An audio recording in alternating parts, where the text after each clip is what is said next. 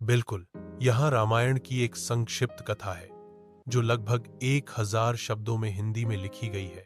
रामायण एक संक्षिप्त कथा, बहुत समय पहले की बात है। अयोध्या नगरी में राजा दशरथ राज्य करते थे। वे एक पराक्रमी, धर्मनिष्ठ और प्रजा का ध्यान रखने वाले राजा थे। उनकी 3 रानियां थीं, कौशल्या, सुमित्रा और कैकेयी।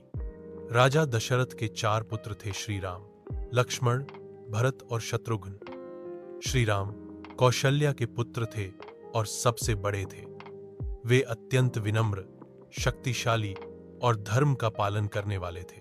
जब श्री राम युवावस्था में पहुंचे, तब विश्वामित्र ऋषि उन्हें राक्षसों से यज्ञ की रक्षा करने के लिए अपने साथ ले गए। श्री राम और लक्ष्मण ने ताड़का और अन्य राक्षसों का वध किया और यज्ञ की रक्षा की।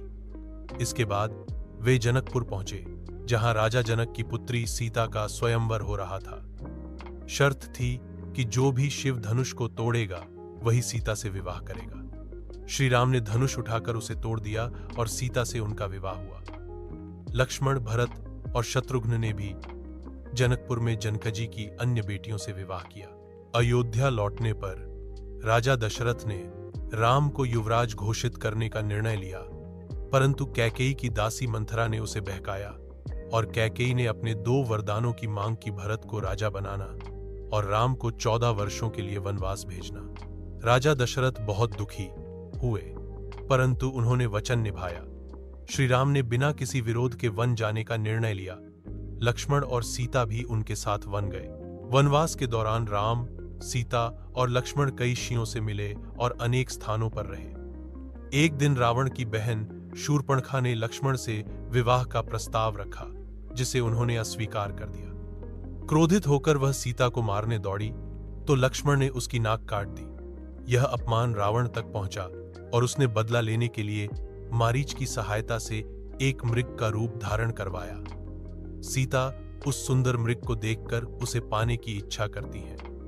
राम उसे पकड़ने जाते हैं और लक्ष्मण को सीता की रक्षा के लिए छोड़ जाते हैं। मारीच राम की आवाज में हे लक्ष्मण चिल्लाता है। सीता चिंतित होकर लक्ष्मण से राम की सहायता के लिए जाने को कहती हैं।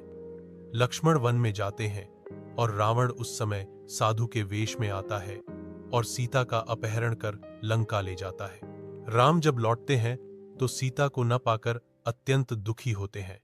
वे सीता की खोज में निकलते हैं और मार्ग में हनुमान और सुग्रीव से मित्रता करते हैं। हनुमान सीता की खोज में लंका जाते हैं।